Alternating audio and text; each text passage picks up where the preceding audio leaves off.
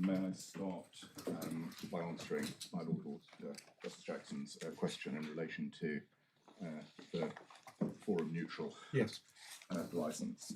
There are essentially two answers to this point. The first is that yes, my clients would be content with a forum neutral licence, which provided essentially as follows: that there would be a licence that was limited in time until an appropriate point after determination of the FRAND proceedings, that it would provide for a lump sum payment in the way that the current interim licence provided, and that it would not need to provide for any mechanism in that licence for determination of adjustment, because it could simply stand as a credit to any subsequent FRAND determination. Now, there was some debate before the judge about a forum neutral licence. The judge raised a question, and he referred to it in paragraph 77 of his judgment, as to whether that would be whether there would be a practical course in having a forum neutral licence. His question was really focused on whether there could be a way of truing up by alternative courts. Yes. And we put in a note, as he refers to in that paragraph of the judgment overnight, saying that would be somewhat impractical, and the court should grasp the nettle essentially and say, let's press on with the English court's determination.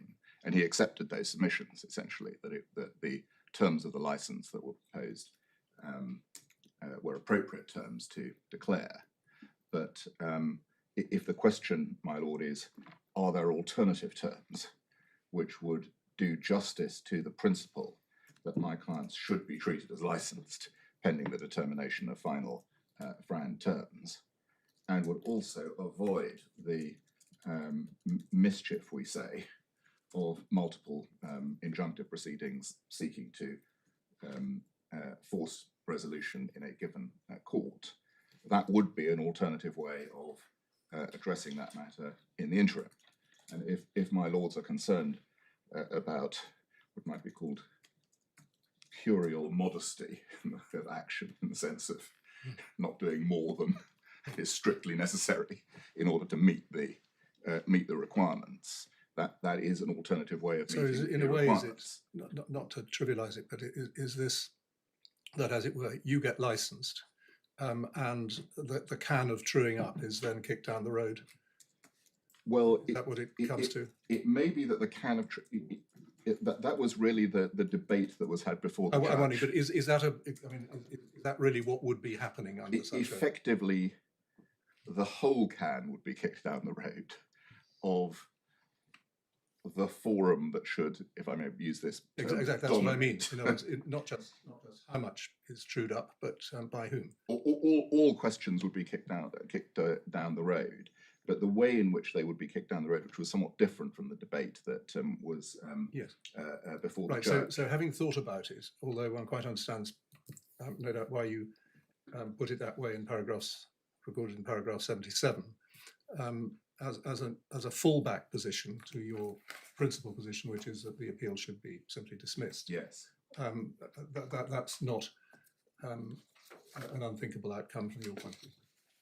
No, indeed, it might be said that the thinking has developed a little bit on that front, which is that partly because of the way the matters developed in the interim licence, the focus was on how one does the adjustment of the sum in question. If one actually even doesn't worry about that and simply treats the sum as a credit, then in some senses one doesn't even need to worry about the truing up in an interim licence. One may worry about it down the road. And can I ask you this, because I gave Miss Abram a hard time about referring to things that happen after the judgment. Yes. And I was trying to keep a distinction in mind between matters which, as it were, illuminate a general situation and what seems to me to be an improper process, which is just simply gathering in all sorts of evidence which was not available to the judge. do you want to say anything on that particular issue? Because it may be that I'm operating in a different framework to how we should be operating here.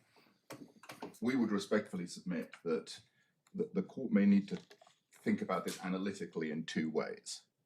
First, whether there was a proper basis for the judge to conclude that it was not good faith not to offer the license that he thought ought to have been offered, and instead to preserve a freedom to go round seeking these injunctions with a view to forcing resolution in the Chinese court.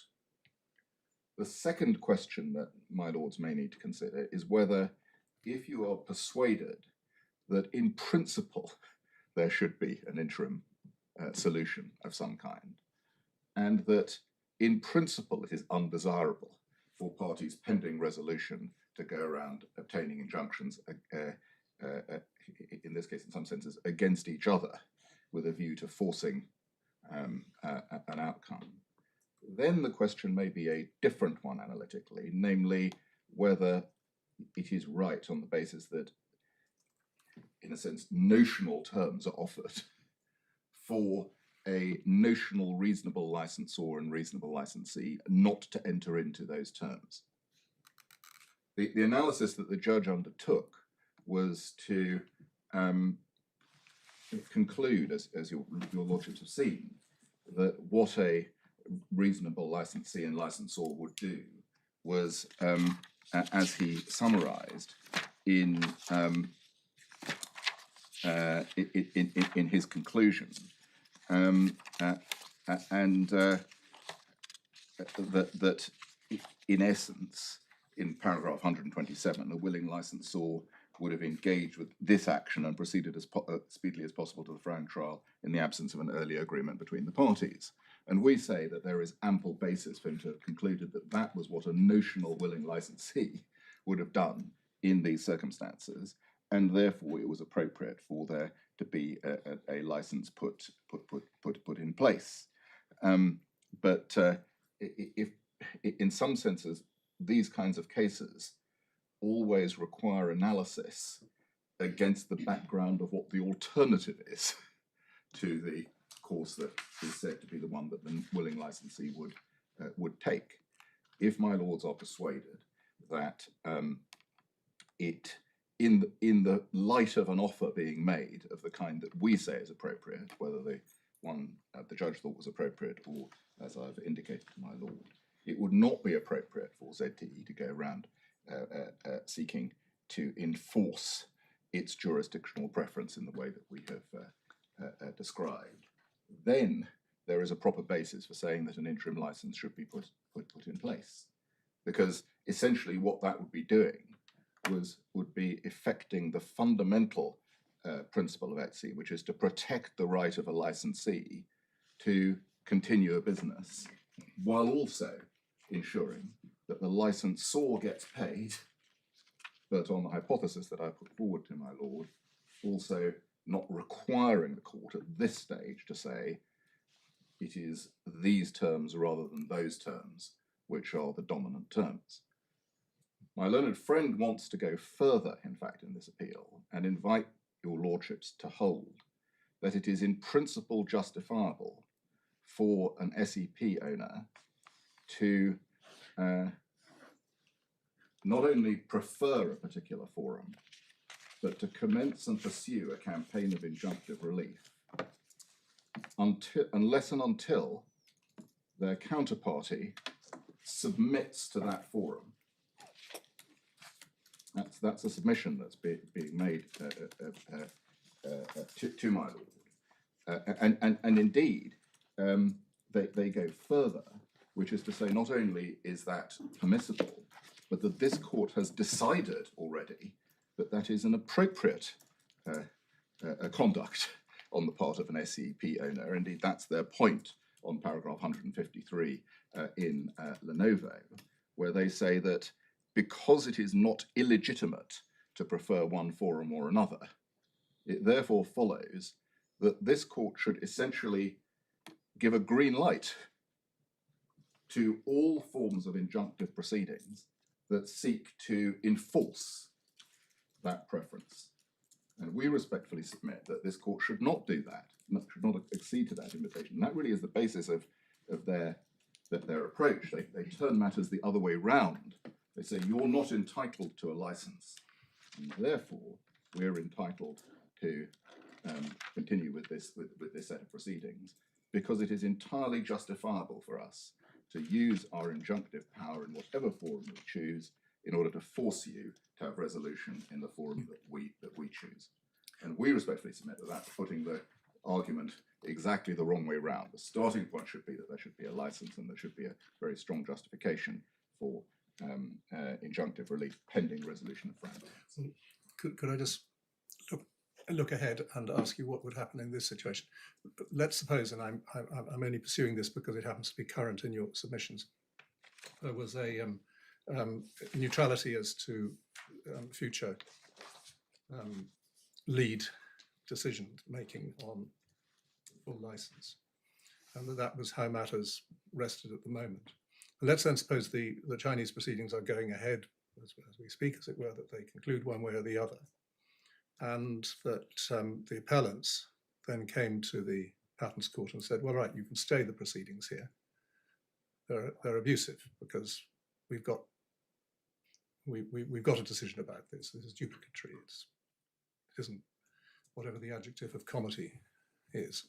All of that. Is that a real situation, or have I just? Well, we don't know. What your lordships do know is what you've been told this morning about what may happen in the light of those Chinese proceedings, in that it may be said in one forum or another, if you do not take the terms, I mean Samsung doesn't take the terms, but the Chinese court has determined are appropriate, you will be an unwilling licensee, and we will be entitled to a permanent FRAND, a permanent injunction restraining sale of products, even during the continuation of the English proceedings.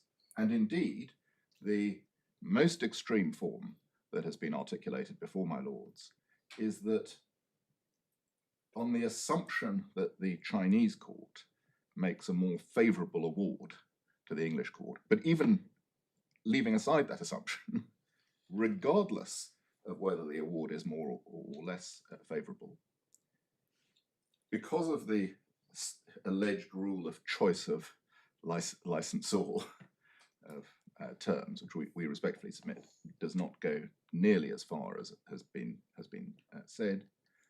Once that's happened, there is no defence to an injunction. We would be forced to take Chinese terms. And I slightly caricature the argument, but not much. You seem to be making an argument about what happens in this jurisdiction, but the practical reality is that what matters is what happens in China, because that's a massive market. So your clients are going to be faced with an alternative, which is either to accept the terms set by the Chinese court, or not to accept the terms faced by the Chinese court. And if you take the latter alternative, then the likely outcome is going to be exclusion from the Chinese market. Now, the only way round that is if you have the courage of your convictions, you're implicit in your argument before this court, viz. That being first seized is determinative, not merely a pointer, but determinative. So you will have to be, in those circumstances, coming to the English courts saying we should have anti-suit relief against the order of the Chinese courts because the English court was first seized. Now, are you going to do that? I appreciate it's a hypothetical, but it's one that's staring us all in the face, and it would be idle to ignore it. My lord, I can't say on behalf of my clients what their position would be in those circumstances. But it's the logic of the argument, because it all rests upon the English court being first seized. And if you follow that logic through, there is no stopping point short of anti-suit relief. My Lord, we would put it somewhat differently, and I appreciate my Lord's point that, in a sense, first seized is a bright line distinction that one can make in these. Well, it's not only a bright line; it is the anchor of your submissions. It is in the sense that we say that it is a very important aspect in this case that this court is first seized, but it is not, in our submission, the only point. We submit that this is an entirely appropriate court to determine FRAND terms, that it will do so, that it has been recognised in a sense on both sides that there is no jurisdictional basis for it not to do so, and there isn't a forum non-conveniens basis upon which it can be said that the English court is not the right court. I entirely accept that there may be arguments down the line as to which jurisdiction should, I may use a very general term, be more or less determinative, and what the procedural consequences of that may be. And I cannot now say what positions either parties may take in relation to that, or what the courts in other countries may do.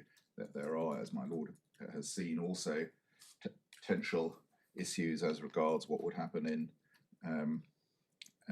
whether it be the German courts or the UPC or wherever, if faced with a situation that my Lord postulates of one court, whether it be the Chinese court or whichever court, but let's focus on the Chinese court now, having decided FRAND terms, but knowing also that not only was the English court in the process of doing so, but that it, as with its own jurisdiction, may also have something to say about what FRAND terms are.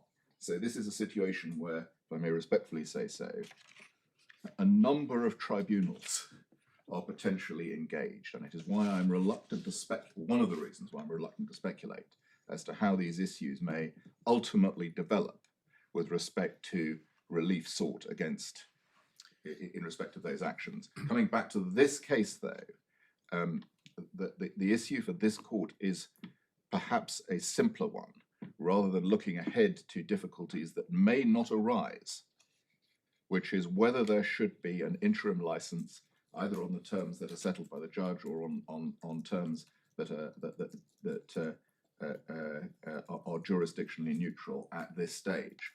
And if I may respectfully say so, say this, one of the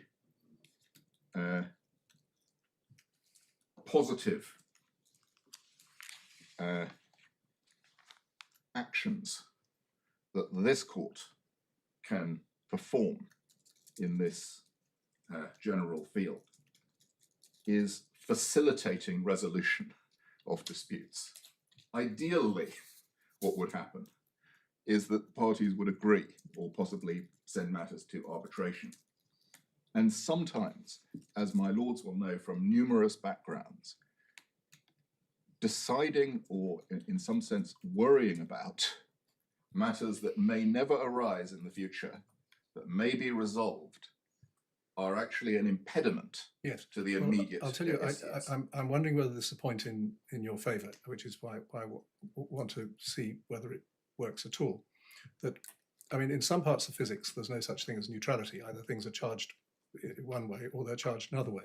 And I'm investigating in my own mind the prospect that, for example, if you were to, at the moment, this item is magnetically attached to London at the moment, and they want it to be magnetically attached to somewhere in China. I'm wondering whether there is actually a feasible situation in which, having detached it from London, it doesn't automatically attach to China, because as soon as the Chinese proceedings are completed, there's an absolute raft of opportunity for your opponents to try and stop these proceedings, abandon their participation in the proceedings or whatever, or go elsewhere in order to make sure that there aren't, as it were, there isn't a trial here. Absolutely. So that's what's leading me to wonder whether there is in fact a neutral position here, and it may have been something that was discussed at the trial, but others will better know than I do whether there is such a position as neutrality, or whether actually depriving you of what you achieved in front of the judge is in fact a gift to the other side, whatever we might say. Well, if I may answer those two questions, because if I may respectfully say so, they really do go to the heart of the issue. At the moment, there is a binary, a plus minus alternative, although, as you know, we favour the parties who explored arbitration. So there is potentially a middle ground here, which could be of utility. But leave that aside. It is entirely clear that in depriving our clients, if I may put it like this, of an opportunity for there to be an interim license, and it's obviously one that has not been signed up to by ZTE, but saying, well, actually, it's not appropriate for there to be an interim license, and I put this in a negative way. Your lordships may not see it in that way, but just bear with me. If your lordships do say that, that is effectively giving a green light to ZTE to, if I can pursue my lord's analogy, apply irresistible magnetic or electrical force to force the case to China and force it away from this jurisdiction. Because, so in other words, if there was to be neutrality, there might have to be a certain number of undertakings as to what would or wouldn't be done. Indeed. It may not be simply a question of saying, well, neutral, that's simple. It just indeed. And this is, in a sense, the starting point of my submissions before your lordships, is that this is not a position where one starts with neutrality. First of all, as my lord... Well, I'm struggling. I mean, once one gets into metaphor, I tend to struggle, and that's my fault, that's my limitation. But if we're talking in terms of neutrality, we have the option of arbitration, that's neutral. We also have the option of the parties agreeing upon a third court.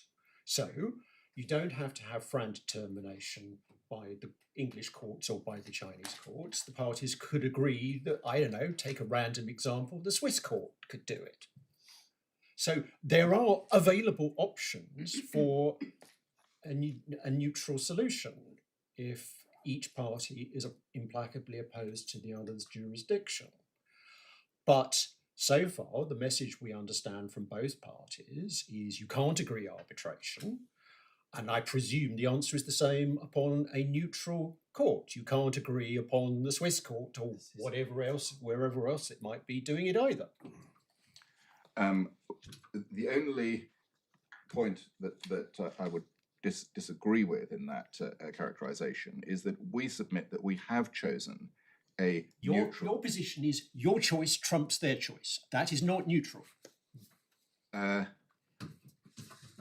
is correct, and as far as it goes, but that is a consequence of choice. If there's a choice and one party does not like the choice, then that is by definition, in some sense, not neutral. But it doesn't follow from that this isn't a neutral forum, any more than it follows from the fact that if we had chosen an arbitration forum, and that had been our choice as it is, it would not be a neutral choice to put forward, even though it was our choice to put forward, to press forward with it. And we respectfully submit that we have chosen a reasonable, neutral forum to which no one should reasonably object, and that it is right for the proceedings to continue here. And the asymmetry is that on ZTE's side, there has been a choice of forum to which we do object, and we respectfully submit have Can I reasons ask to what your object client's to. position would have been if the sequence of the claims had been the other way around? So ZTE had started their claim 2 working days before you. Are you seriously telling me that you would say, oh, well, that's fine. We'll go to Chongqing because it's first seized? No, I'm not.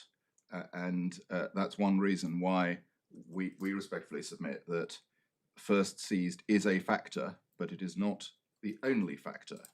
And our respectful submission is that Well, if it's not based on first seized, your case has to be that the English court is superior to the Chinese court. That's the only justification once you abandon first seized.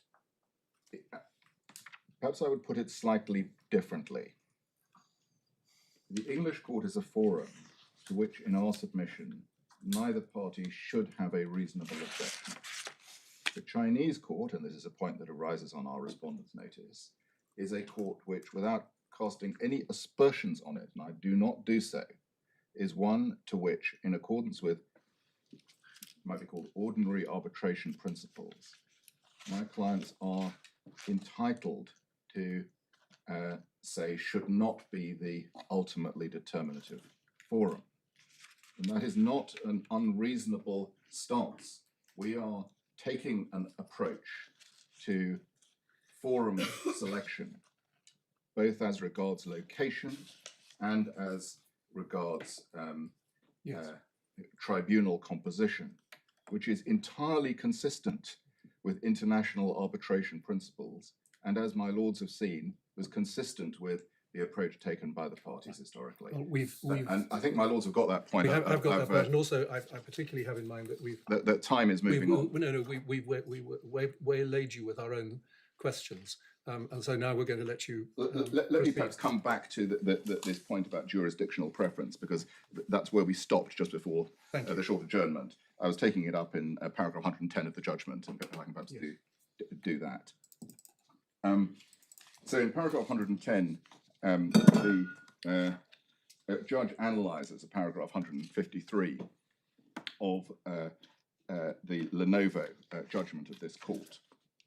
And in our respectful submission, it cannot be drawn from that judgment that this court was saying, in circumstances that were factually completely different from this case, that it was entirely legitimate in all circumstances for a party who was already, in a sense, properly engaged with FRAND proceedings in one jurisdiction to say, well, actually, I would prefer to have this decided in another jurisdiction and to have an injunctive campaign to secure that.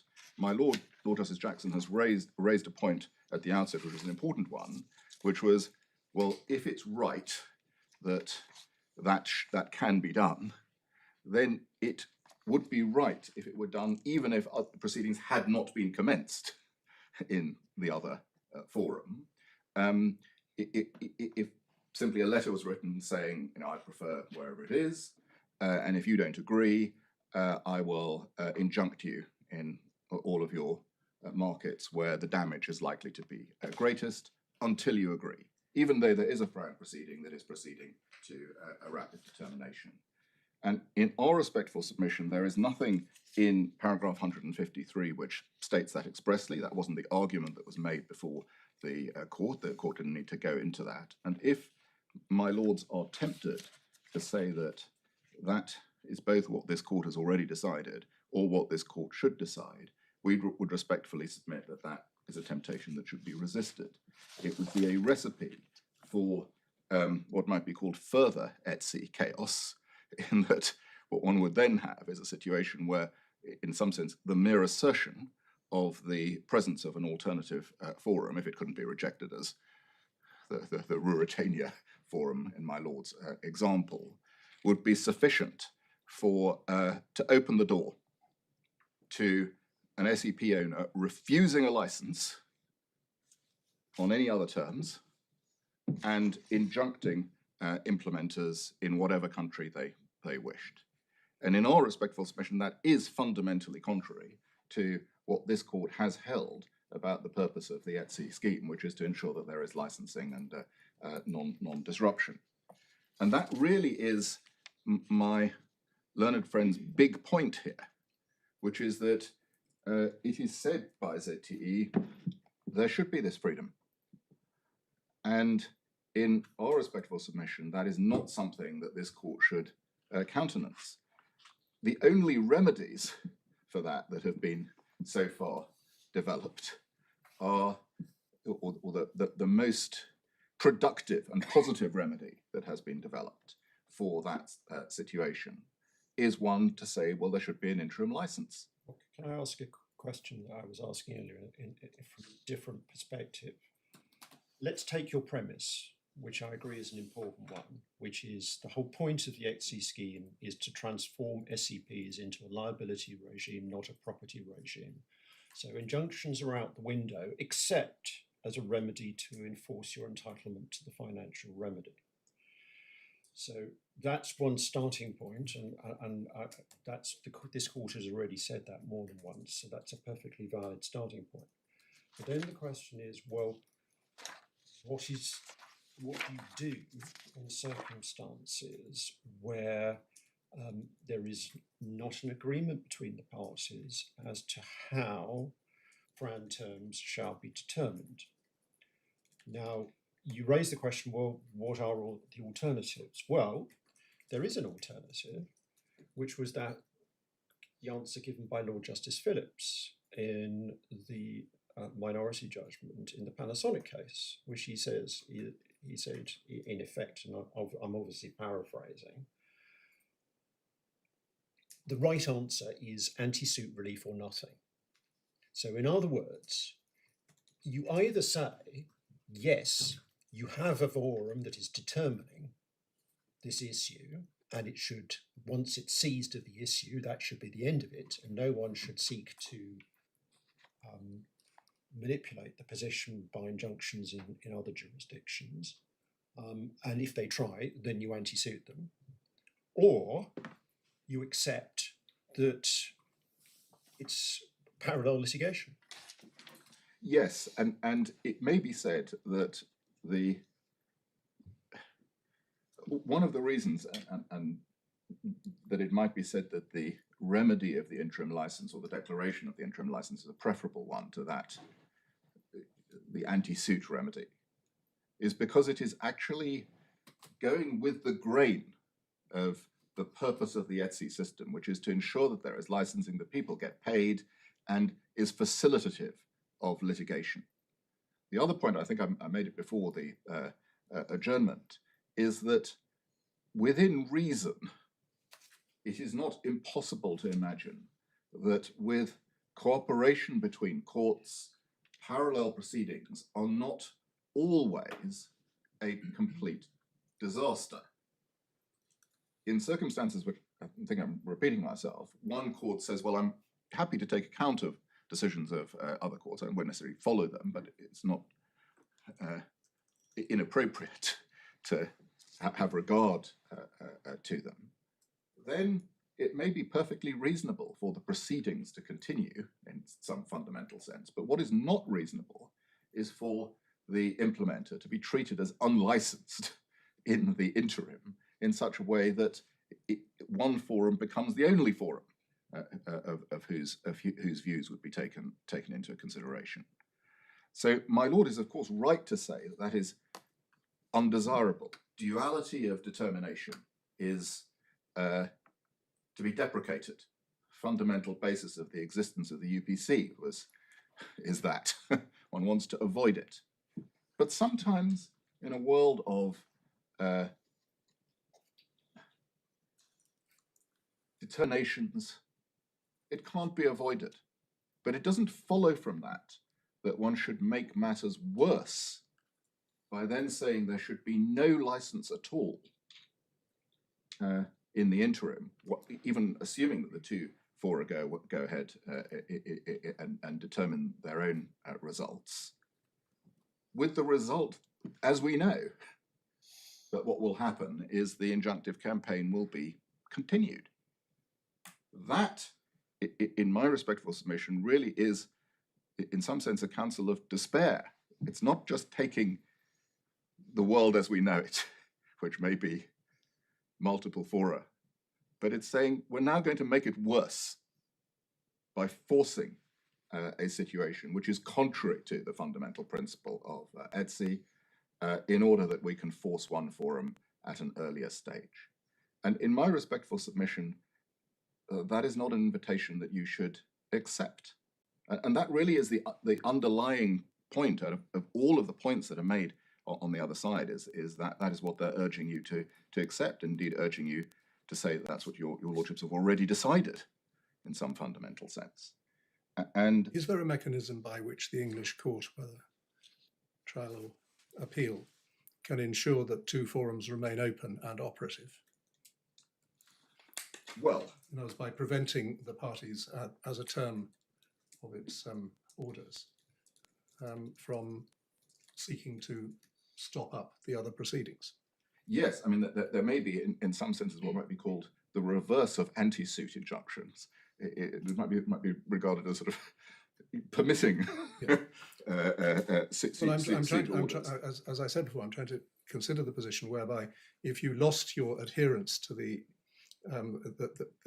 English jurisdiction, the inevitable other side of that was the English proceedings would go by the board, and the Chinese proceedings would inevitably take precedence, regardless of what the English court intended.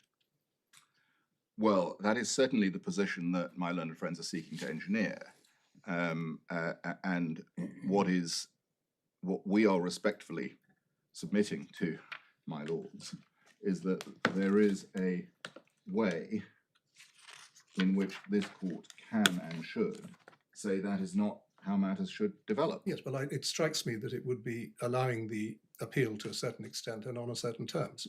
Indeed.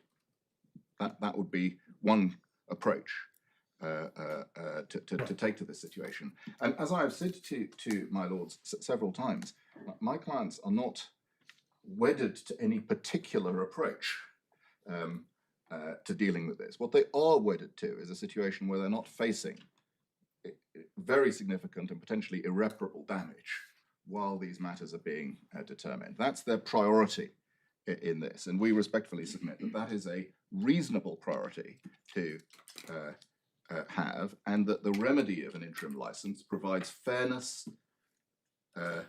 and it's in a sense the ultimate good faith solution to a situation which is otherwise characterized by forced jockeying for position.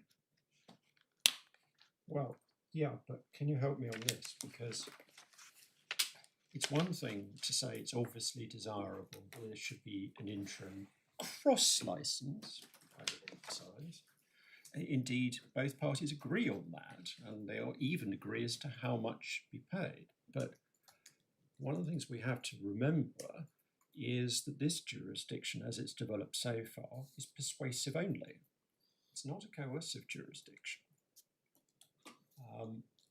So I'm interested to know how you think we can progress matters in any other way, given that we're not exercising a coercive jurisdiction. Well, my lords are not exercising a coercive jurisdiction in making declarations as to interim licenses, but your lordships are indicating what a reasonable licensor and reasonable willing licensee would or should do in these circumstances.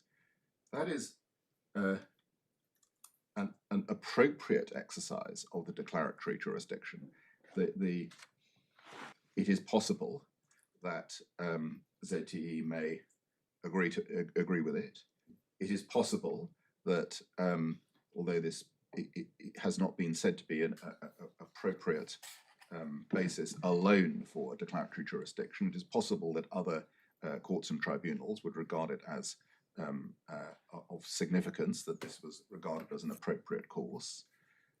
The question of whether or not there should be a declaration in circumstances in which your lordships are persuaded that there should be one in principle is it's never going to be easy to persuade undertakings to do the right thing if you think that they ought to be doing that thing. But it doesn't mean that it is futile to attempt to do so. Indeed, it might be said. Yes, but one needs to keep clear what the purpose of the question is. Of course, the whole point of this jurisdiction is that the court accepted in 2 cases that making a direction would not be a futile exercise, that there was a useful purpose in making a declaration, because it would concentrate people's minds and they wouldn't be forced to do it, but they would have to think about it. So that point has been established thus far. But the question is related to the question my lord was asking, which is one of, as it were, keeping the possibility of final determination by 2 forums alive. And my question is, well, how do you do that? Given that there is, as I say, no coercive element to this jurisdiction. Well, there are a number of ways of doing that. One is, in some sense, to do nothing, but simply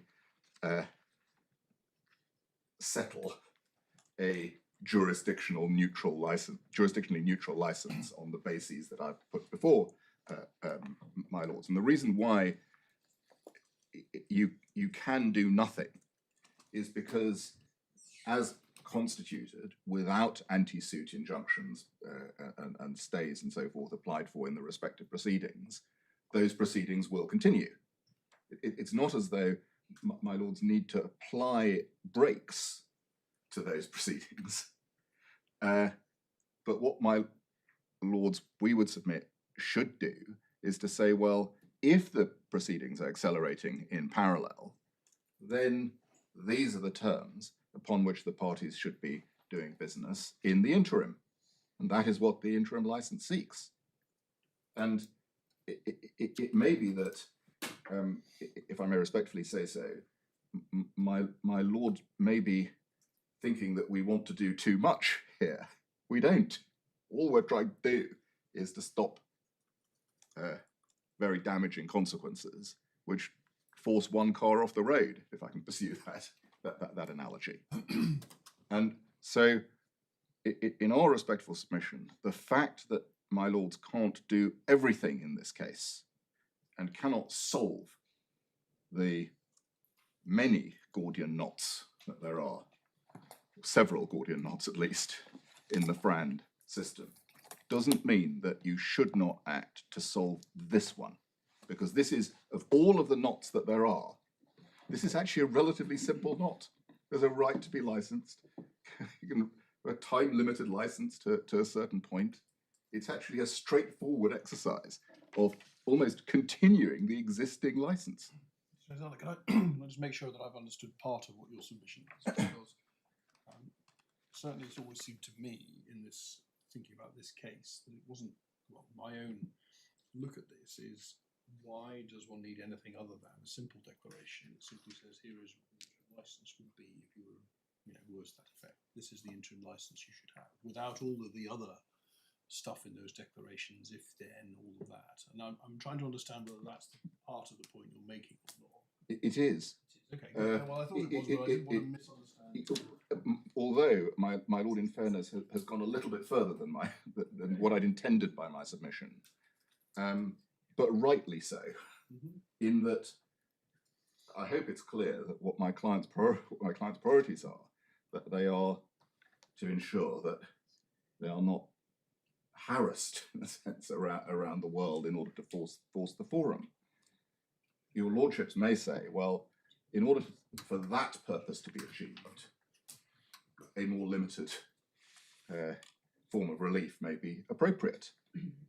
But so long as that purpose is achieved, then in some senses, job done.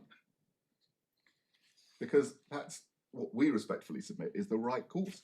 And conversely, if the job isn't done even to that limited extent, we would respectfully submit that this court would be essentially opening a door to conduct that was not appropriately good faith in the context of the existence of, whether it be one, two, or indeed a plurality of dispute resolution procedures.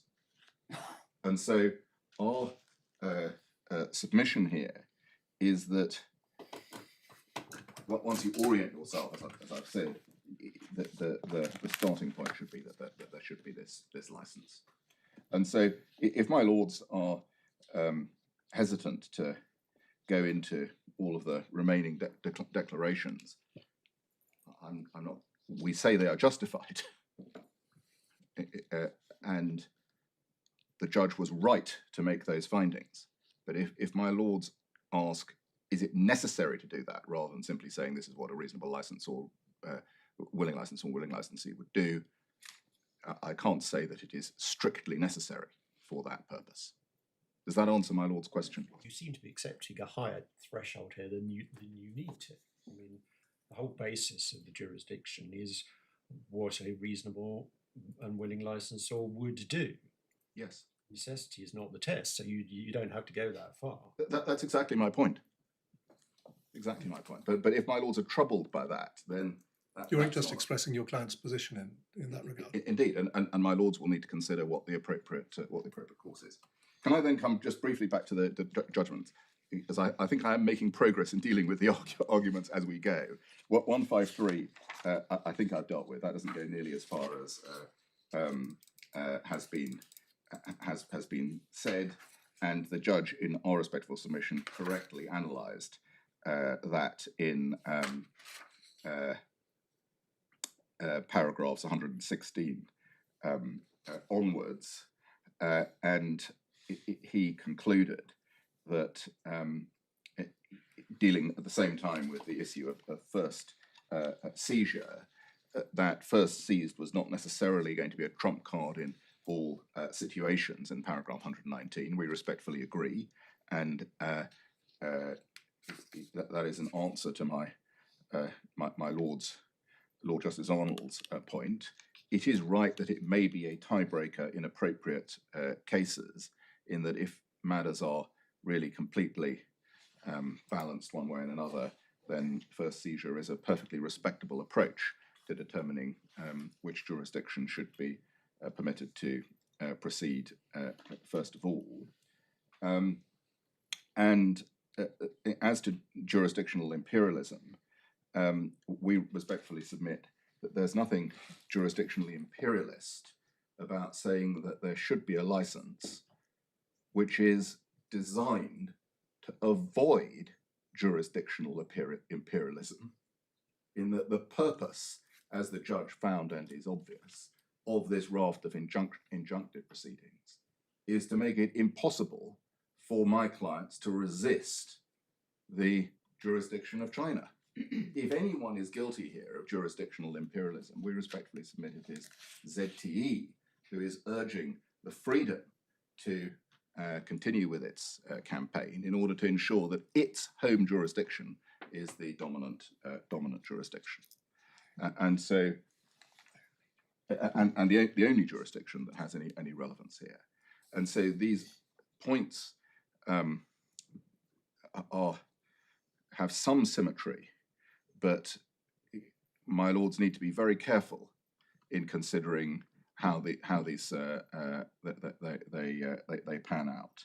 It is pretty clear what is in our submission going on here, which is an attempt to ensure that the Chinese court and the Chinese court alone determines FRAND terms in respect of ZTE's claims against Samsung. Alone, I'm not sure I follow that, because whatever one might say about ZTE's conduct, they certainly haven't attempted to derail the English FRAND proceedings. Those are steaming ahead to a trial in January. They haven't even contested jurisdiction in the end. Your lordship is right. In relation to jurisdiction, they've accepted they can't contest jurisdiction for reasons that your lordships know. In relation to steaming ahead with January, well, they haven't attempted to prevent these proceedings from going ahead here, but that is because they reserve the right, subject to there being an interim license, to obtain injunctions, which would then have the impact of my clients being forced essentially to accept that the FRAND terms should be determined by and only by the Chinese court. So it's not right to say that they have simply been standing by and are content to let matters proceed. No, if they no, were, certainly. I mean, there's no dispute that there's been proceedings all over the world, and they're perfectly open that their preference is Chongqing in terms of a venue. But my question was a bit more limited. Can you point to any conduct on the part of ZTE which interferes with the English court making the determination that it's scheduled to make in January? well, This jurisdiction. in this jurisdiction, they have not sought to do that, no. And So, as I said, the position is that they are cooperating in this jurisdiction with the forthcoming determination. yes, but that's not usually the way that it works in these international coercion cases. Doubtless,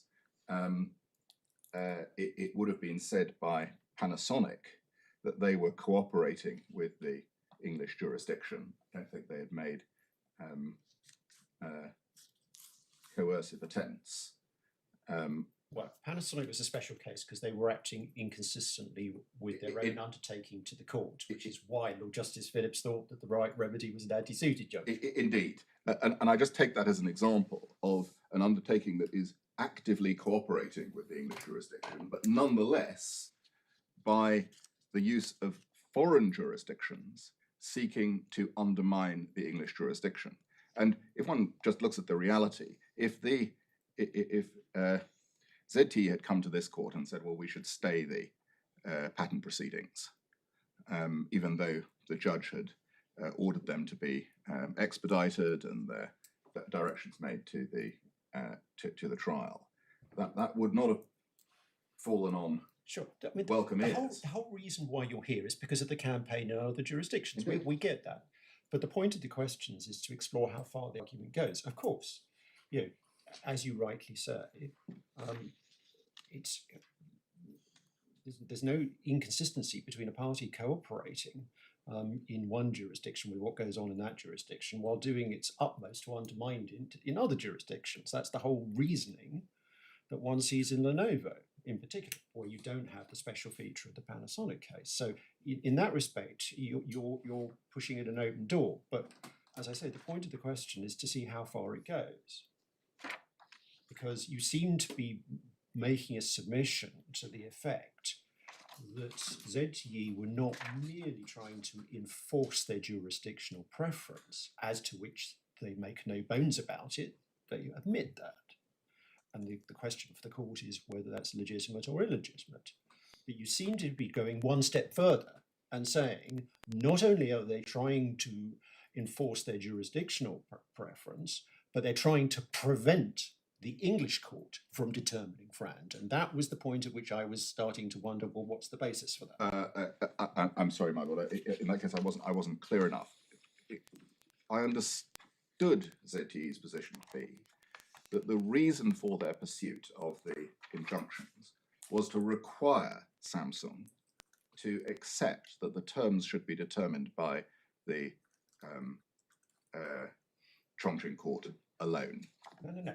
The interim license terms will be adjusted up or down by the Chongqing court. That's not the same thing as saying that the English court will have no role. Your lordship is right in relation to that, but the campaign as originally developed was not relating to the interim license, but was directed to saying that the Chongqing court should be the determinative court of the FRAND proceedings, not on an interim basis, but on a final basis. But that again brings us back to what is the relief you're seeking, because the relief you're seeking is only a declaration as to interim license. It is, but the reason why it is relief that has a real purpose is if an interim license is declared to be appropriate and subject to ZTE entering into it, or the fact that this court has declared it to be appropriate having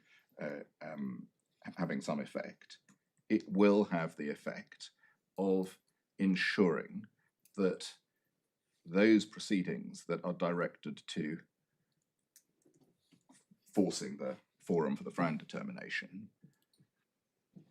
not being maintainable because there would be a license in the interim. At least that's the objective. And so to that extent, in our submission, the license has clear utility. If my lords are with me that it is not right to stop the English forum because of a threat against Samsung's business, then the interim license or the declaration to that effect is the appropriate remedy. It's the least intrusive remedy of those available. It's the least has the least impact on comity. Doesn't require the Chinese court to stop its proceedings. All it does is to say you shouldn't be claiming injunctions, and we'll pay you in the interim. So can I just conclude on the judgment and why we say the judge was right in his determinations here? We were on paragraph 123. He sums up his reasoning by in paragraphs 123 to 128. And what he does is he looks at the overall picture of the conduct of the parties on both sides. He's not looking simply at ZTE's position. He undertakes a measured, and we would respectfully submit, balanced evaluation in paragraph 124, looking at the question of whether ZTE's actions had been, in some sense, cancelled out by Samsung's actions, and he concludes that that doesn't detract from the conduct. In relation to the point about forcing the English jurisdiction, he says, and we respectfully agree, that it's not to treat this case in a value-laden way, to say here are English proceedings that are properly constituted, and you should not, in the meantime, be seeking injunctions to force your choice of forum and therefore essentially render those foreign proceedings irrelevant. And we respectfully submit that he was right on that. That's not a question of There's treating the bottom of 157, isn't it? Is the what 127? no, I'm looking at 157. I'm moving ahead, if I may, just to Yes. that the concern that you're outlining chimes with what the judge says, which is that in practical terms, ZTE's terms are designed to render this action pointless. Yes, that's my point.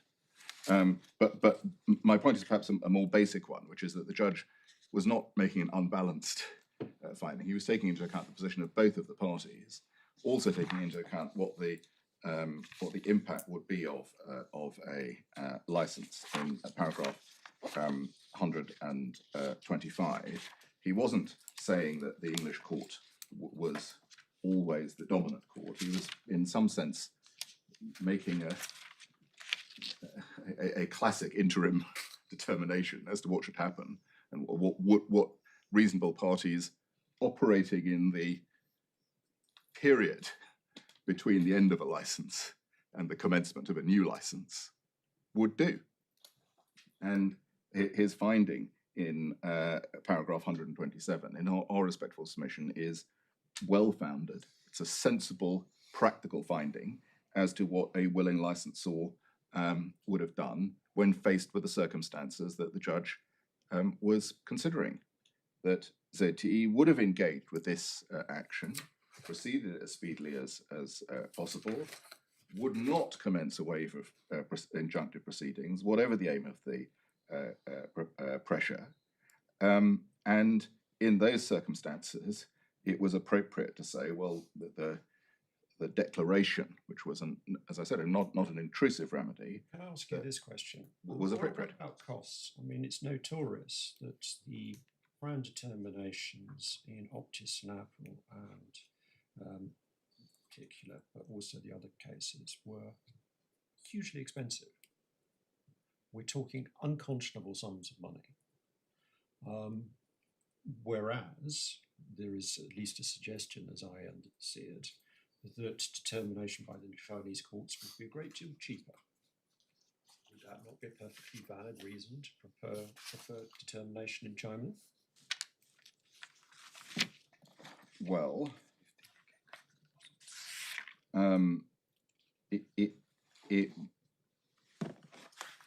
it might be in some circumstances, but it would not necessarily be a determinative factor. And one has to remember that here there was no forum non-conveniens challenge to the English court. So that cost is not a basis for forum non-convenience. No, but it never has been. You can't come to this court and say, well, you should prefer another court because the English courts offer a Rolls-Royce service and it's too expensive. Your lordship is of course right, but comparative cost and convenience is a factor that comes into the arguments intended to be the other way around, namely, but everything's like legal aid is available in this jurisdiction, whereas it's not in the alternative forum, and therefore it is a choice between litigating here or not litigating at all. Yes. Yes. Well, the judge dealt with this in the 108, 109, 108.4, which he picks up in 109.3. Exactly. The issues of costs. It didn't. He wasn't much moved by that. No, he wasn't, and we say rightly for the reasons that he gave. In well, I would find it very hard to disagree with him about that, considering the amounts that are involved in this and the identity of the litigants, if they want to spend their money on litigating instead of arbitrating. Absolutely. I mean, my lords have seen some of the potential figures involved here. These are cases which one can put it the other way round in some circumstances, where if sums are very substantial, there can be a justification for subjecting the legitimacy of those to much closer scrutiny. That may increase the cost. If there are very rapid proceedings on a particular basis in one jurisdiction, it doesn't follow that those proceedings will necessarily deliver better justice or more legitimate justice overall. They may give rise to more appeals. They may give rise to a sense of dissatisfaction on the part of litigants, which one wants to avoid. There is an advantage in having fora that are regarded as sensible fora by both parties and by international standards. So I don't say that's an irrelevant factor in every case, but in this case, we respectfully submit that this is not a factor that ought to have to sway the decision one way or another. So the next series of points, if I can just run through them briefly, because I think I've covered quite a lot of the arguments that are made on the individual heads of appeal. But can I turn to those? First of all, in relation to the first ground of appeal, we've made the point already that an interim license should be the starting point. And what the judge held to be bad faith is not merely the expression of a preference.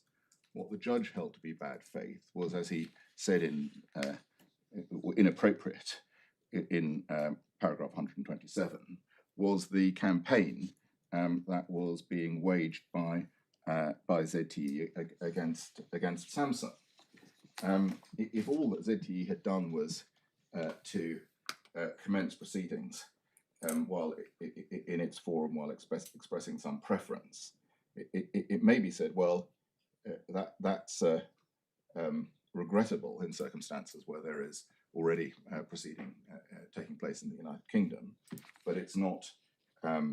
It's not what the judge was focusing on. The judge was focusing on the coercion of ZTE, which would be, or potentially would be, affected by the grant of an interim license, and it was that he said gave rise to an interim license.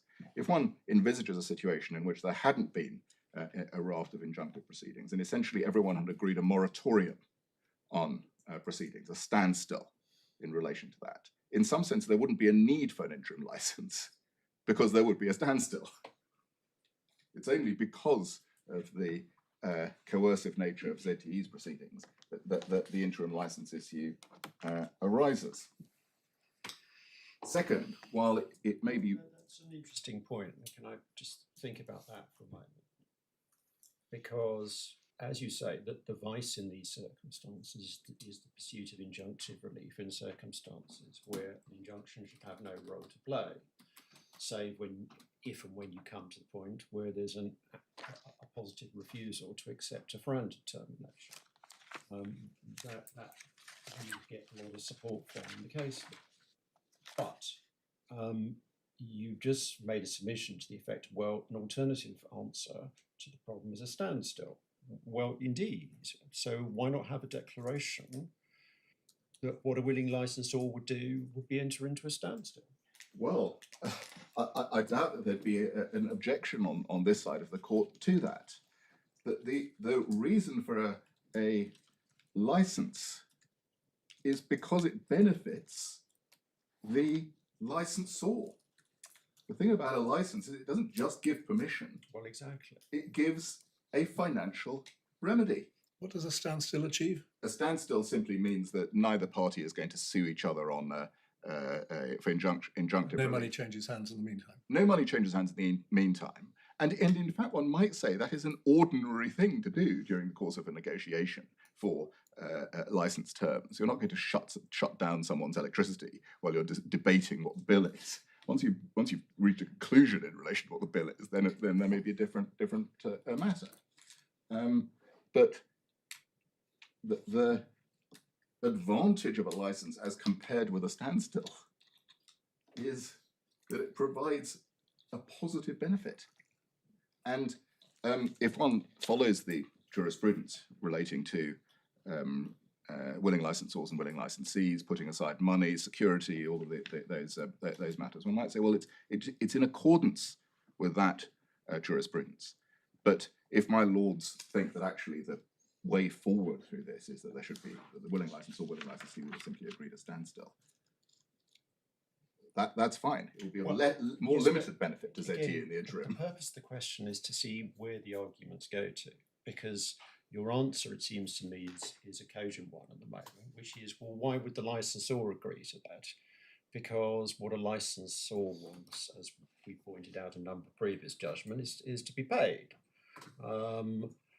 And that there's absolutely nothing wrong with that. The paradox in the previous cases was that licensors were refusing to accept the money on the table.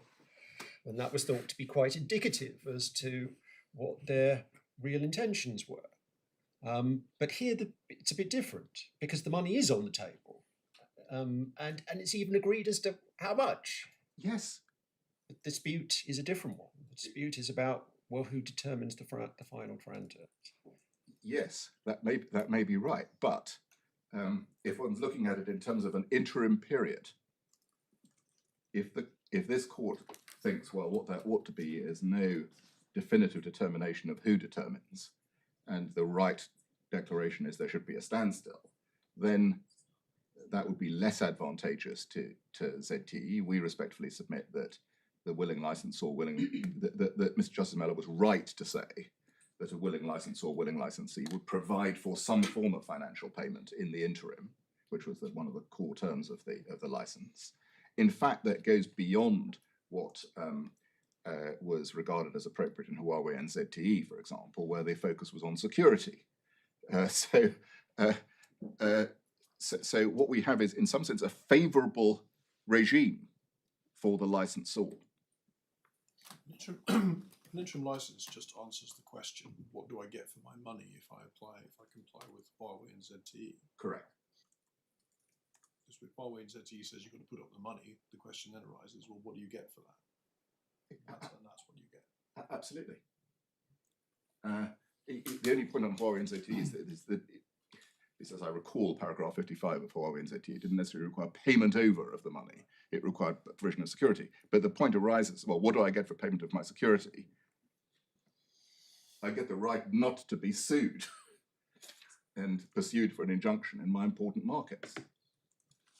And so that's why we respectfully submit that the judge was right to take what might be called an interim course, an intermediate course in that point. And that brings me to the second point under the grounds of appeal. Once terms are determined, it may well be appropriate for there to be an injunction. That's the whole purpose of the Unwired Planet jurisprudence. The question here is whether that should be the case and the party should be treated as unlicensed in the interim. Next point that's made is, well, Samsung had the ability to obtain a license in the interim and should be criticised for not availing itself of that ability. But the license is only available on terms that required Samsung to yield to a court that it considered to be an inappropriate court for determination of the final terms. And our respectful submission is that it's not good faith to insist a condition of the grant of a license, which prima facie should be granted, and indeed is providing a greater benefit to the licensor than a standstill.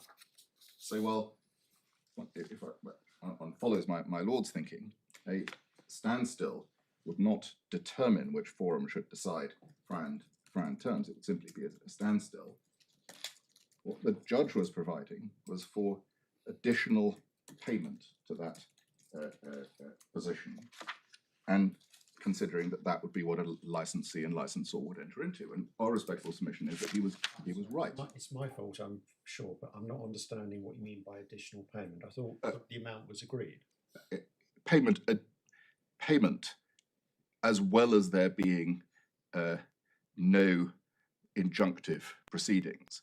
If there was merely a standstill between the parties. Well, this is the point you made earlier, and as you say, the advantage of an interim license as compared to standstill is the licensor gets some money. Absolutely. But I'm struggling to understand is, yes, that's the advantage of the interim license, but how does that relate to our case? Because you were making a point about it's not bad faith to insist upon the existing proceedings going forward. I don't see how additional payment came into that. No, it was really in response to my lord's question as to whether the court might declare that there should be a standstill. If one is considering that as an appropriate remedy to deal with the raft of proceedings, then one might say it is a still more beneficial remedy for the SEPO. Now, I've said this point before, that there should be payment. And so the approach taken by the judge at paragraphs 127 and 128, we would say, is entirely in accordance with how a reasonable willing licensor and willing licensee would act. They could act in such a way that provided even less benefit to the licensor. But he has held that this is what they would do and provided for substantial payment.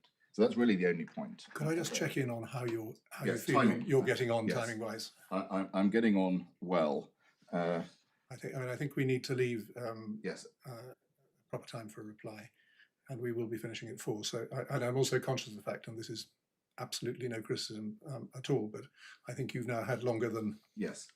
Than the appellants have had. So, well, I'll keep it very right, crisp. and we'll get out of your way. Yes. Ground two on all that matters, the court decided that all that matters is first seizure. We respectfully say that's not what the court decided. And we put those points in our skeleton. The court said it was a factor that was to be taken into account, and we submit that the weight to be given to that was appropriately a matter for the judge.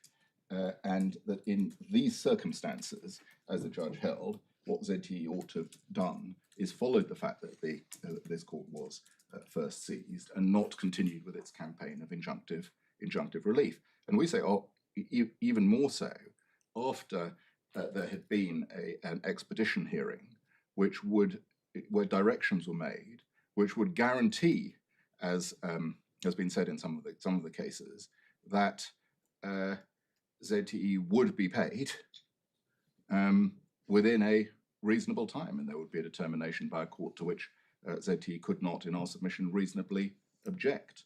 At that stage, what ZTE ought to have done, which was before the hearing, before Mr. Justice Mellor, was to say, well, of course, in those circumstances, there should be a license that permits you to do these acts, or a moratorium, or some other course that didn't involve its continuing its campaign. In our respectful submission, there isn't a first seized rule which this court has established, but it is a factor that the court is entitled to take into account, and we cannot be criticised for saying that is something that ought not to be disrupted. The next point that's made is on forced election, essentially, where they say, well, the effect of the judge's decision is to force a premature election before any patent is found valid and infringed. We respectfully submit that that is a somewhat unreal proposition in the case of the portfolios of Samsung and where the prospect that Samsung doesn't have any valid and infringed SEPs is a somewhat far-fetched one, we would respectfully submit. Although it is right that ZTE has said, well, you need to have additional patent trials. Can you help me on that? Because does that go any further than the point I was making earlier, namely that what we're talking about here is a cross-license? I mean, yes, both parties are at risk, if there is no license, of an injunction to restrain infringement of the other SEPs. yes, It applies both ways round, doesn't it? yes. I mean, and yes, of course, economically speaking, what drives the dispute is that one side is a net payer and the other is a net payee. So that's key. But when one thinks about, well, what are the consequences in terms of what happens if there's no license, potentially both parties get injuncted. Yes.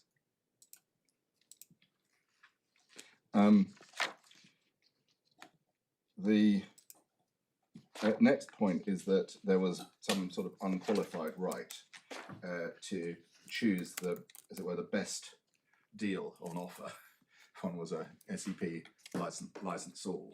In all respectful submission, while it's true that in the context of that particular license in Appellant and Optis, which was a cross-license, the court was concerned with whether or not, if different terms were FRAND, there would be a right on the side of the SEP owner to choose which terms it offered. In our respectful submission, that is not an unqualified position, nor is it really realistic in the context of a cross-license, where if one envisages a situation where, for example, 1 year, because of the respective portfolios and the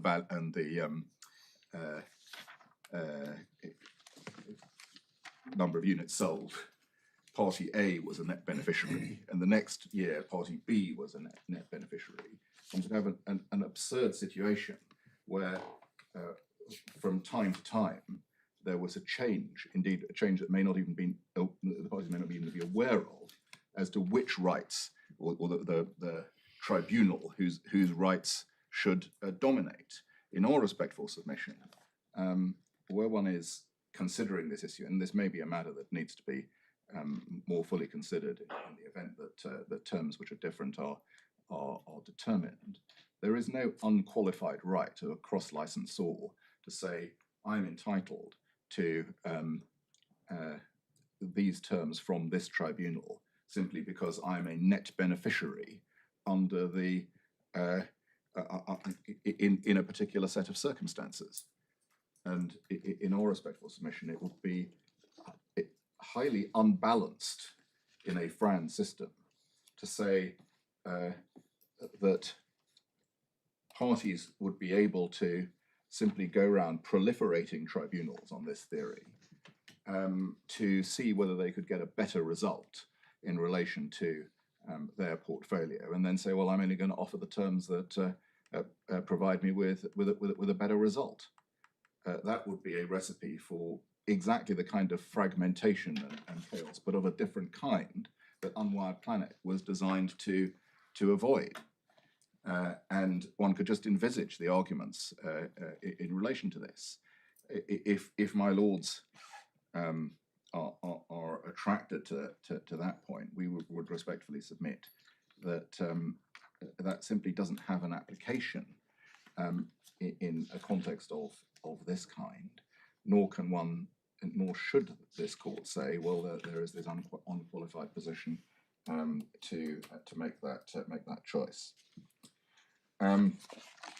There's one short point in relation to first seized, where my learned friend says you shouldn't really pay attention to first seized because the proceedings commenced by Samsung were later altered and started off as 5G proceedings. But my clients were entitled to bring 5G FRAND determination proceedings in respect of their portfolio in the United Kingdom, and all parties agreed that a global license would encompass both 5G and 4G. They were not acting outside the terms of any standstill. They were entitled to do that, and were entitled, in my respectful submission, to seize the English court with these proceedings for determination. So in our submission, that point doesn't go anywhere. Ground 3 has perhaps fallen a little bit by the wayside. What's said there very, very briefly is that the remedy that the judge adopted went further than was necessary to address the mischief. Well, if my lords consider that there was a mischief in the raft of injunction proceedings and that it ought to be addressed, then in our respectful submission, the way in which the judge addressed it was a perfectly reasonable way of addressing it. But if your lordships think that a different way of addressing it would be more appropriate, then doubtless your lordships will say so. We are not seeking to say that there is any particular way in which this mischief has to be addressed, so long as the underlying mischief is addressed. And in our respectful submission, on the basis that the judge found that a willing licensor or willing licensee would have engaged with this action and proceeded with it as swiftly as possible, he was entitled to find that the license that he regarded as appropriate was the right license in the circumstances. Ground 4, which is comity, we respectfully disagree that there is any issue in relation to comity. It is this court is not seeking to interfere with the Chinese proceedings. It is not suggesting that they should not continue. What it is doing is putting in place interim license to ensure that a mischief which is being pursued in other courts is not something that can be pursued in the interim.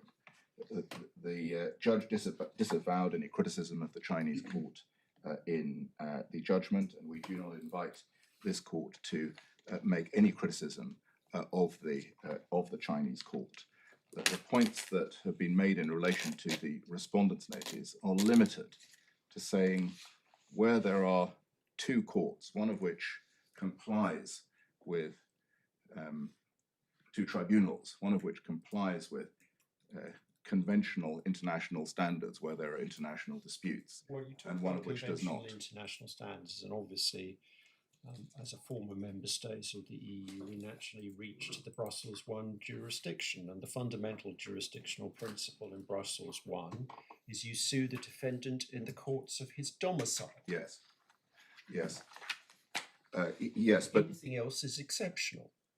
So, on that basis, you would be bringing your proceedings against ZTE in China, that being where it's domiciled. well, not on the basis of ZTE's approach, because ZTE's approach, which is to say that they are the claimants, net claimants in this case, for substantial sums, on the basis of that theory, they ought to have been suing in the courts of Korea for the claim. This is a point on domicile, which, if anything, highlights the inappropriateness of ZTE pursuing Samsung in the courts of its own domicile, as it says that it is the net claimant. That is the it is the most formal way of looking at this case, to say that we should have sued in China in circumstances where one of the things that is common ground is that because of our substantial sales, their claim is more against us than against them. And if my learned friend wishes to say that it is inappropriate to take a stance that rather than pursuing us in China, the ZTE should pursue us in this court, we would respectfully submit is not in harmony with the Brussels I approach. So And that brings you back to your point that England is, in that sense, a neutral forum. it is, and I don't need to put it in quite that sweeping a way, although in fact England is a good, suitable, neutral forum. I didn't use either of the adjectives. I said other adjectives. I simply said neutral. Neutral as to domicile. It is neutral as to domicile. It is neutral as to nature of tribunal. It is a very suited tribunal for determination of this dispute, which is in accordance with general principles, including those of Brussels I. And we respectfully submit that that is a reason why, or an additional reason why, it is wrong to have injunctive proceedings on foot against us, to try and displace this forum, which in this case is a particularly suitable forum, with a forum that is, in our respectful submission, less suited to that purpose. And finally, in relation to the respondent's notice point, we do say that it is not right to include pursue proceedings, to have a term essentially included that says you must pursue matters in China in circumstances where it is accepted by ZTE that there's no jurisdictional, no forum non-convenience basis for referring China to the UK under conventional forum non-convenience grounds. And the effect of what they are seeking to do is essentially to require us to enter into a contract for determination in China, which would circumvent the fact that there is no proper basis for saying that the case should not proceed here. Anything else, Richard? So I know I've taken up more my lord's time. Not at all. Thank you very much indeed, Mr. Alexander. Do you follow Mr. Wood? Thank you. No, thank you. Thank you. Thank you very much. Ms. Abraham, any reply? I'm really grateful. I'll just make 6 short points in reply, if I may. The first one, which I hope is a helpful framing point, is to think about what neutrality means in the context of this appeal, because at times during my Learned Friends submissions, I felt like we'd slipped into a parallel universe where it was only ZTE that was seeking injunctions and only ZTE that had a jurisdictional preference. We seem to be going back a little bit to that premise that underlay the judgment. And so it might be helpful just to reset and just to underline again that there's only one party that's seeking declarations as to bad faith and willingness in this case. So it's only Samsung that's asking for declarations that it's in bad faith for ZTE not to submit to England. So then one asks the question, what happens if we succeed on this appeal and you get rid of the declarations? Well, we say, job done. That restores neutrality, because there would, in that case, be no extant declarations as to which court is better placed to determine FRAND. And so if the task of this court, if the question is to restore the balance to enable each court round the world that's probably What then happens to the two sets of proceedings which are already on foot for FRAND? They continue in the ordinary way. And the question is whether there's any need or whether there's any proper role for this court to do anything to express any kind of view as to what proceedings in a foreign jurisdiction, what should happen to proceedings in a foreign jurisdiction. And any world where an interim license is set or declarations made as to an interim license with a view to making a declaration, making an intervention as to which court should be exercising its jurisdiction, by definition, that departs from neutrality. So if neutrality is the aim here, my lords. Well, I think the point of my lord's question, if I may be so bold as to make an assumption on his behalf, is that it's inherently unattractive to have two courts determining the same issue. I mean, that's always the case. I mean, this is why we have lis alibi pendings and so forth. And so the question one has to face up to some extent, and this was the object of quite a number of my questions to Mr. Alexander, was, well, what do we do about that, if anything? Now, it may be you just say, well, there's nothing the court should do or can do, but nevertheless, it's a concern.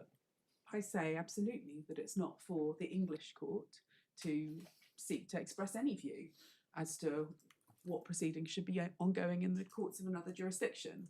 No, I'm talking about the courts in this jurisdiction.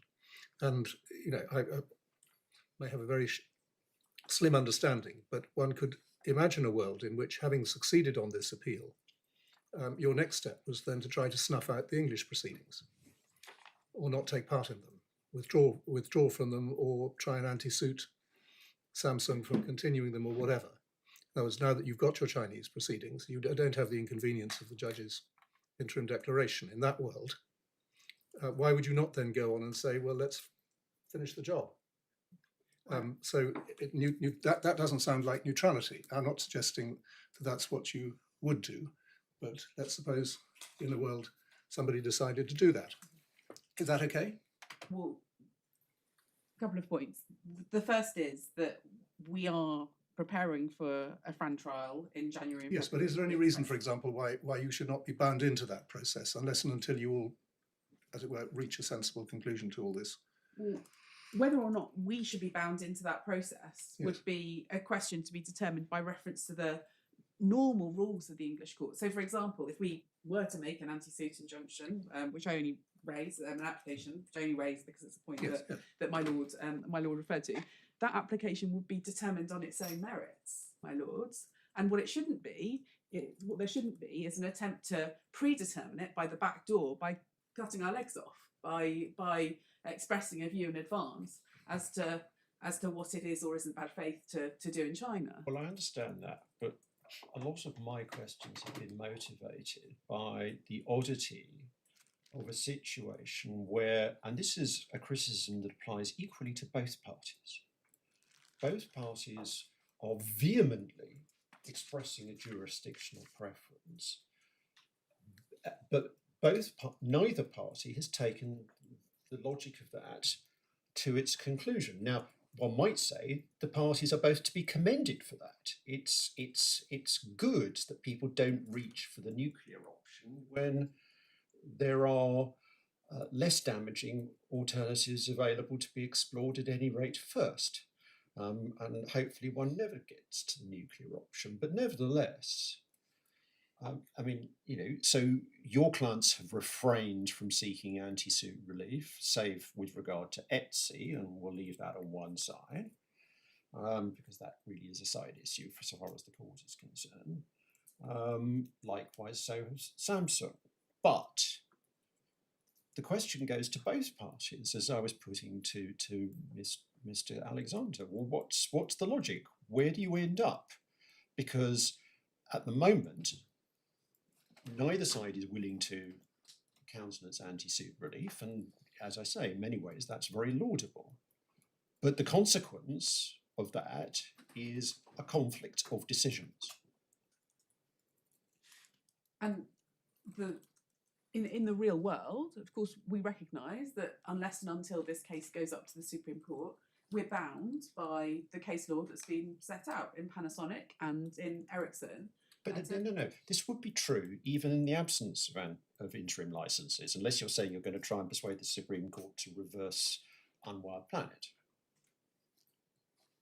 My lord, I don't. Well, we're definitely not going to try and persuade the Supreme Court of that. But I don't follow the logic there. The point I'm making, which I think it must be different from the point that you have in mind, is that in a world where there is an extant interim license jurisdiction by which we're bound, that necessarily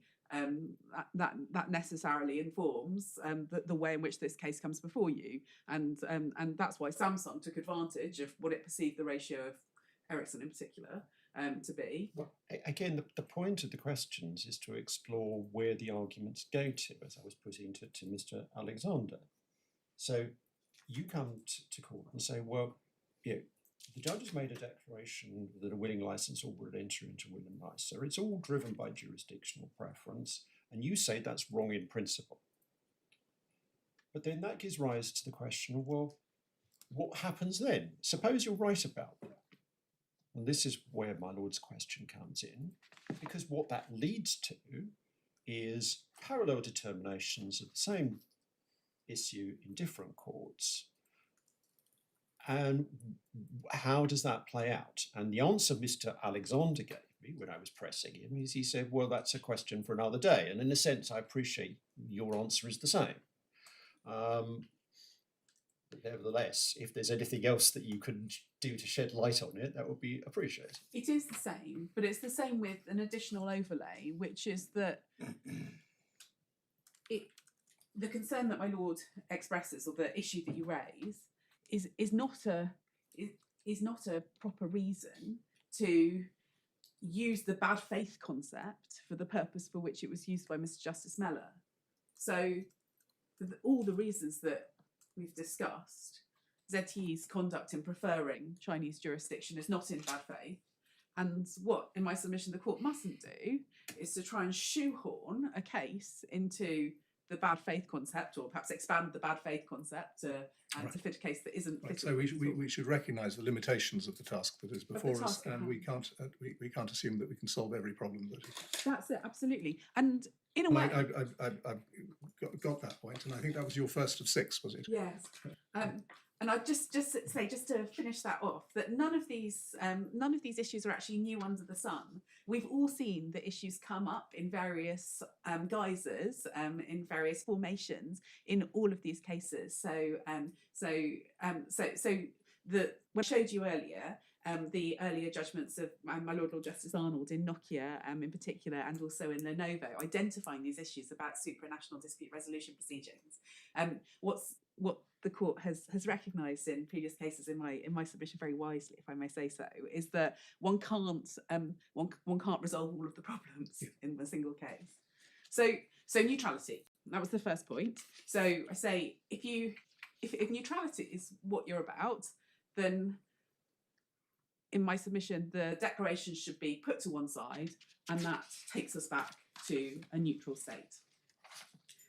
Second point, the jurisdictionally neutral license, which was raised earlier. So what do we say about that? So in relation to all of these things, the devil is very much in the detail. And one critical question in relation to a jurisdictionally neutral license, or declarations to that effect, would be what the end date of that license ought to be, and what happens at the end date. Now, in a sense, I'm identifying the question in a way to show you what the problem is, because of the can kicking point that my lord identified earlier. The point of an interim license until now, and the point of any interim remedy, is normally to hold the ring until a determined future point at which a permanent solution will be found. An interim injunction prior to trial, for example. Yeah, that point was made in the Amazon case, because there had been some misunderstanding, so that was where that point was made loud and clear. Quite so, my lord. And because, by definition, that jurisdictionally neutral licence wouldn't apply a tie break, then it would not have a clear endpoint. It would not have a clear narrative to a resolution which it would work towards. And one of the problems that illuminates. Why would it not? Why not just say until the Court of Competent Jurisdiction has decided what is fair? Mm-hmm.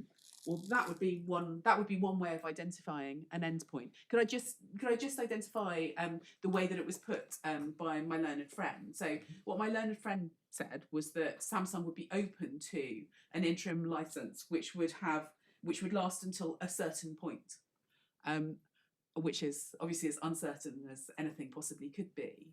And the reason why that question matters is that both my Lord Justice Arnold, in a question to my learned friend, and my learned friend himself, at page 20 of the transcript, both recognised that the purpose for which injunctions are definitely acceptable under this regime is to serve as a FRAND injunction. So once you've got a FRAND determination, then you can seek an injunction to say, look, you've got to take that, or you're going to be injuncted and you're going to be off this market, whichever market it might be. And I made the point earlier that can't be England specific, and there's also the possibility of bi-jurisdictional FRAND injunctions, effectively, where one gets a determination from one country and then tries to enforce it elsewhere. And what a jurisdictionally neutral licence couldn't do, and it wouldn't be neutral if it did this, would be to prevent a party that had a FRAND determination from using that determination to go off and get injunctions. So it would, the deck of cards would be stacked against that party unless it said, well, it ends when the first court of competent jurisdiction rules. And that's just one example that I wanted to give. I hope it's a nice, clear, kind of trenchant example of why we say that the devil's really in the detail about how these license applications, how these interim licenses, the terms of them actually work in practice. We had a discussion in front of Miss Justice Mellor, as my learned friend said, of a potentially jurisdictionally neutral licence, and Samsung then put forward a proposal that involved truing up by reference to the English court's decision about how truing up would be carried out. So it's the least jurisdictionally neutral thing that one could imagine. And so far as the offer that's been mooted by my learned friend is concerned, it's not in a state that enables us to evaluate it or consider it as it stands. And it is a matter for Samsung because they're the ones seeking declarations. I'm not seeking any declarations. But what any such licence really couldn't be is coercive as to jurisdiction, and that's the concern, that it ends up being coercive as to jurisdiction by the back door. And the same considerations apply to a standstill, which was mentioned in the course of oral submissions. So that's what we say. That's what we say about that. The third, I just wanted to give your lordship the answer to your question about burden of proof from the authorities. Let me just give you the reference on that, both burden and standard of proof. Of course, my Lord Justice Arnold hit the nail on the head. It's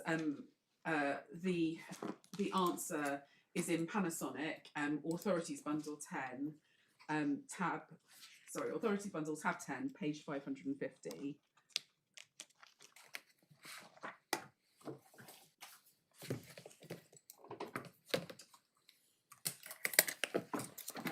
and the relevant little passage to read is 69 to 73. And just to summarise the position in a nutshell, it is that the burden of proof is on the party seeking the declarations of bad faith, and the standard, the threshold to be reached, is a high degree of assurance. And so you can see, just to introduce the point, at 69, page 550, the judge, which is the judge below in Panasonic, referred numerous times in his judgment for the need for him to have a high degree of assurance in order to grant Xiaomi the relief they sought. Yes. And then it's a refusal of appeal on that ground to Xiaomi. And that standard was reiterated in Lenovo at paragraph 133. So that's the answer to your lordship's question. Thank you very much. On proof.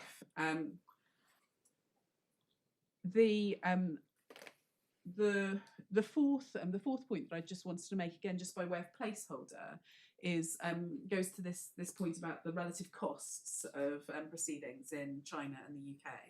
And my lords pointed us all to paragraph 108 Roman 4 of the judgment below, where the judge said that was one of the reasons why we've said that we prefer proceedings in China. But what I just want to underline there again is that the inquiry that this court is engaged in, I'd submit, shouldn't be a question of asking us to justify why we prefer proceedings in China, just in the same way as Samsung have not been asked to justify why they prefer proceedings in this jurisdiction. Well, they say that they have justified proceedings in this jurisdiction. I'd be interested in your response to Mr. Alexander's point that if you think about in terms of domicile, well, yes, if you sue the ZTE, you sue them in China, but if you sue Samsung, you sue them in Korea, and therefore England's neutral. Mm-hmm. So that was going to be my sixth point, but I'll make it. Well, we'll come to it at six. Let's talk about it now. So of course the starting point is right that under Article 2, Brussels, then the starting point is you sue in the place of domicile. But equally, another proper ground for establishing jurisdiction, whether under Brussels or under the CPR regime, is that you can sue in the place where you suffered loss. So if we were applying English jurisdictional principles, then ZTE could equally just as well sue in China because of that form of connection with the dispute, because China is our place of incorporation, the place of our main place of business, the place of our headquarters, is doubtless going on. I don't want to give evidence on it, but just on a very high level view. The argument's then the same, because Samsung can make the same argument in favour of Korea. Samsung can make the same argument in favour of Korea, but I'm not here criticising the ability of the courts of South Korea to rule on the case. That's not part of what I'm saying. So that point is neutral in relation to me.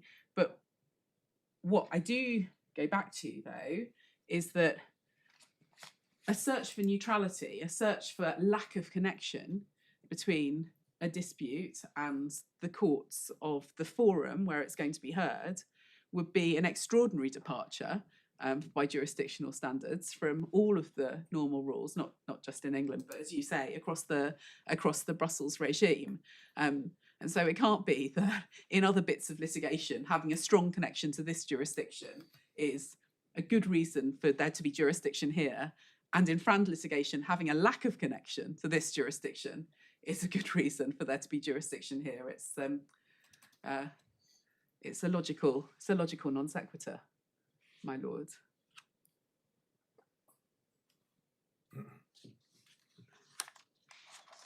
And the final thing then I just want to address is this right to choose, the licensor's right to choose. And my learned friend said that our submissions on that went much too far. And I think he said they went too far for two reasons. I think the first reason given was that the net licensor might change over time, might change from time to time. That's a bit of a straw man because everyone agrees that we're the net licensor for this license, no matter what might happen to ZTE's business or Samsung's business for in the future. And and it's not realistic to suggest that that the licensor might switch from one year to another, and that might affect the analysis, because that's just not this case. In this case, it's clear that we are the net licensor in the same way that Nokia were the net licensor in the Nokia and Oppo case, and we saw what Mr. Justice Mead did about that. So it's a straw man, it's an irrelevant straw man. And the second point that was made was that if we're right about that, then it would incentivise a multiplicity of proceedings. So not just two alternative competing proceedings, but licensors starting proceedings around the world saying, "Oh, I'm not going to offer this one. I'm going to start proceedings elsewhere, and I might offer one of the other ones instead." But that would run into the problem that we canvassed at the very beginning, which is that we've got an obligation, which everyone agrees we've fulfilled, to make a FRAND offer, and we've made a FRAND offer by reference to China. If a licensor was saying, well, I'm going to start 12 sets of FRAND proceedings, if it can find 12 jurisdictions that will do FRAND determinations, but if it says it's going to start 12 sets of FRAND proceedings and it'll offer one of them, there might well be a vigorous debate about whether it was satisfying its obligation under 6 of the ETSI policy. But that's not this case, and it's not a real issue. It's just not a real risk. So that's what I wanted to say in response to my own friend. Unless there's anything further I can assist with. No. Well, thank you very much to you both and to you all for the preparations that have been made to get this appeal on in the time that it's taken. I may say so. We've had some fine advocacy. Whether or not that makes our task any easier remains to be seen. I am obliged to run through with you all what will happen next, which is that we'll take some time to consider this. We'll let you have our judgments in draft when they're available. Before that, you'll have please let us have a distribution list of those for whom it's absolutely necessary to see the draft judgment. It's given to you, of course, to help us by making any editorial corrections and creating a draft order that reflects the decision that we come to. Could I emphasize, particularly in a case of this sort, that the judgment is distributed in draft for the benefit of justice as a whole, that it must not be shared with anybody who's not on the distribution list. And in a case of this kind, I think any default in relation to that would be treated very seriously and as contempt of court. So could you please make sure that it's handled in the appropriate way, and we'll then, once we've had your help on those matters, hand down the judgment electronically without the need to trouble you for further attendance. Thank you all very much indeed. We'll try the table.